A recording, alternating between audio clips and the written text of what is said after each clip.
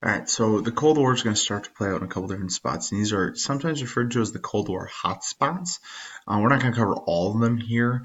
There'll be a decolonization part in part chapter 37 that will look at places like Vietnam as kind of one of your principal ones with that. So while that is a Cold War hotspot, here we're going to concentrate on more places where there's kind of some proxy war things going on, and basically looking at communist expansion paces. So the communists are going to control China by mid-1948, and the nationalists, led by Chiang Kai-shek, are going to flee to Taiwan, and that split is going to exist through to today. And Mao Zedong, who is a person that we'll look at later, is going to form the People's Republic of China. Beijing recognize and so that is basically you have the largest country in the world people-wise forms communist China. The Sino Soviet Treaty in 1950 says that Beijing recognizes Moscow as the undisputed leader in world communism in exchange for military equipment and economic aid.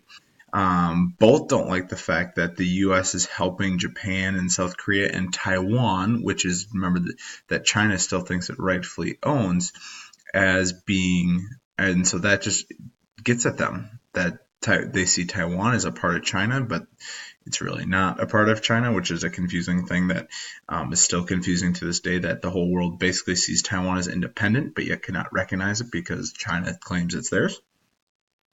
And this plays out, the first really major battle of the Cold War is in Korea. So the North is a Soviet puppet, basically, although it is more independent than that, and the South is backed by the U.S. And basically, the current capitals set up USSR and the US could not come to an agreement on a bunch of different things. And so the US and the USSR armed their respective governments that they backed. And when the North attacks trying to unify in June of 1950, it came with 100,000 troops and surprises the South, and the South gets pushed back. And 2 days' time, they had captured Seoul and almost all of the Korean Peninsula. And you can see here, you can see how that plays out, where you can see the fact, hey, so here's where we started on the 30th parallel, and then here comes the North Koreans. The North Koreans are going to be in red here. North Koreans get in red, and they get down to here. But then the U.S. backed by the U.S. and backed by the United Nations for the first time, 20 other countries come back and they push the North. And they push the North back to here. But then, as they're getting close to the Chinese border, China is going to get involved. China is going to get involved. Remember, China was allies with the United States at the time, just kind of. I mean, they were on the Security Council and whatnot, but now China pushes them back. And this really starts to show containment in action. The U.S. did not let the Soviets push or let communism get any further. And in the end, they get right here. The truce line. The truce line is still there today. This is the end of the war. However, no treaty, or I'm sorry, ceasefire signed, but no treaty was ever signed. No treaty was ever signed, and so therefore, still the war technically is going on today, and North Korea, a little bit of a problem still today. So basically the war is this. Hey, North Korea pushes back the South. The South, with help from the US and the United Nations, pushes back on the North. Hey, China helps the North. And they end up back at the exact same spot they basically started. Now, one of the things that also comes out of this is SEATO. SEATO is the Southeast Asian Treaty Organization. It's NATO, but for just the other part of the world. And so that's going to help with the domino theory. Again, the domino theory is the fact that if one communist country falls, the others are going to fall with it. So closely related, the Truman Doctrine says, no, we are going to stop the dominoes from falling. Now, another spot here, I'm just kind of moving forward timeline-wise, is China and the Soviet relationship. So China's going to have nuclear weapons by 1964, but before that, they were really mad at the Soviets because the Soviets would not give them to them. The Soviets had a lot of strings on the economic aid that they gave the Chinese. The Soviets are purchasing about half of the Chinese exports, and China didn't want to play second fiddle to the USSR anymore. So they end the treaty They end the treaty, and now the Soviets and Chinese are not on the same page with each other after that. And then China gets their nuclear weapon after they split from the Soviets. Another spot where we see containment in action and the domino theory is Cuba. So Cuba is over Castro, who will be Castro is communist. He's going to overthrow Batista. Batista cut close relationship with the U.S. Think sugarcane, think back to plantations. And the U.S. had basically controlled the Cuban economy. And when Castro took a huge foreign aid package with the USSR, and the USSR would buy the sugar instead of the US buying the sugar, Castro and his friendship is going to have a communist revolution and take over Cuba. Now, the US had tried an invasion. The US had tried an invasion with about 1,500 anti-Castro Cubans that were trained by the CIA. It's called the Bay of Pigs invasion. The US was trying to overthrow Castro. It failed. It failed miserably. It failed in 3 days. All the 1,500 anti-Castro Cubans died. It basically completely makes the U.S. kind of foreign policy there saying, wait, in Latin America saying, wait, what are they doing? Castro takes advantage of this.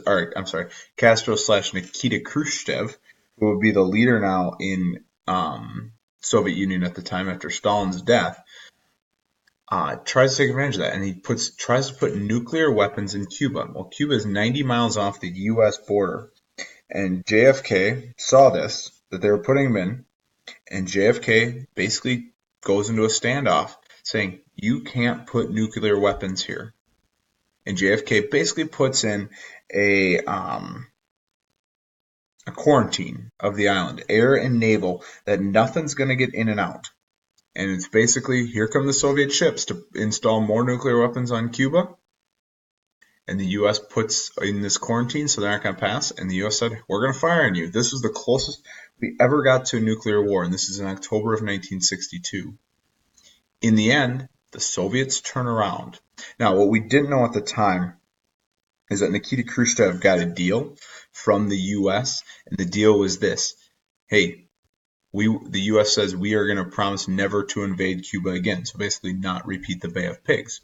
We also make a side deal that they don't make public for a long period of time until well after this is over, that we will also remove our missiles from Turkey because we were being a little hypocritical. Hey, you can't have missiles in Cuba, but we're going to keep our missiles in Turkey. No. So in other words, we got the missiles out of Cuba for a promise that we will not invade we will not invade Cuba, and we'll take our missiles out of Turkey.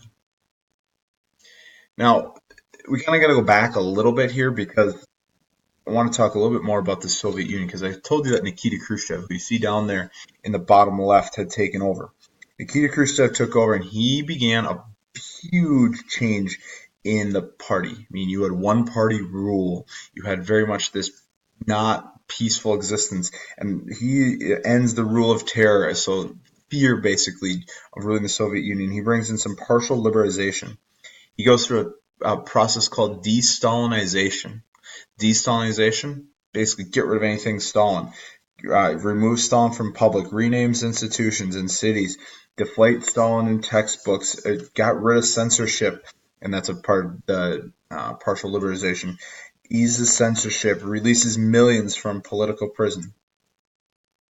And what he called then a peaceful coexistence. The Eastern Europeans are trying to get more and more freedoms. You see this in Hungary.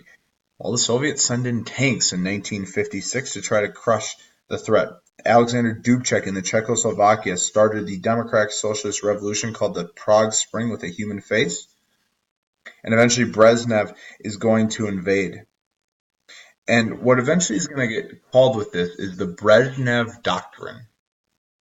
The Brezhnev Doctrine, who is right here. So Khrushchev rules, and Khrushchev goes through really an open period. But then once Khrushchev is kicked out of office, basically because he lost the Cuban Missile Crisis, Brezhnev comes into place. And Brezhnev basically says that the Brezhnev Doctrine, no country can leave the Warsaw Pact. Can't do it. So that's where he's going to put down Czechoslovakia and Hungary. Or he didn't put down Hungary, but he did put down Czechoslovakia. As the Cold War continues, the U.S. is going to continue containment. The U.S. is going to continue containment and make sure that domino theory will not go through.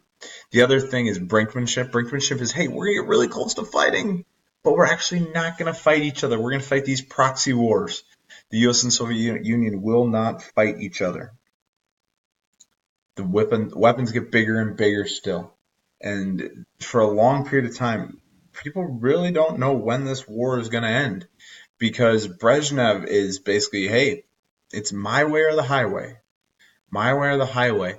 And even though the U.S. and the Soviet Union definitely go through a period here where they start to improve relations, like after the Cuban Missile Crisis, they put a direct line in between the Kremlin, where the Soviet premier was, and where the president sits, so that way they can talk to each other and avoid situations like that. They still never really liked each other. I mean, this whole time, I mean, realize that Khrushchev took over in 56, 64. You're still in the middle of the space race. You're in the middle of the arms race. Now the Soviet Union is starting to see some cracks come in here with just people trying to revolt against them. But again, it's more of the same during this time period of just brinkmanship. Hey, Truman Doctrine.